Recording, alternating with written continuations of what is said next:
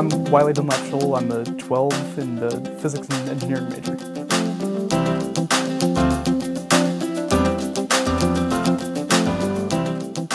Basically what I've been doing for most of the last couple of years is working on developing a model for predicting the proton component of the aurora's energy and how it affects the ionosphere. What we've got here are basically shots of looking down on the North Pole right here, and so these are different auroral patterns that show where you're getting the most protons coming in, and then where you're getting the most energy from it. And so there's just a couple constants that we kind of have to adjust so that we can get the best agreement with observational data from our little simulation here.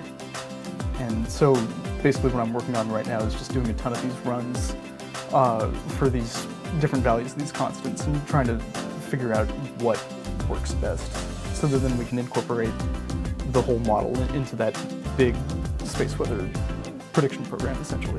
One of the things that I think is really cool about Thayer's program is first of all, that it's really open. You've got profs who are willing to take a chance on some unknown undergrad like me, and then another thing that I think is really cool is just the multidisciplinary aspect. And you've got a lot of stuff happening here that I feel like it wouldn't really happen anywhere else, and especially with sort of the closeness between the engineering department here and the physics department, and being able to kind of go between those two different worlds with a fair amount of freedom is something that I've really enjoyed. And to know that I'm contributing to things that aren't happening anywhere else right now, I think that's really cool. And just being able to have that experience is something that I think is probably the best that I've had here.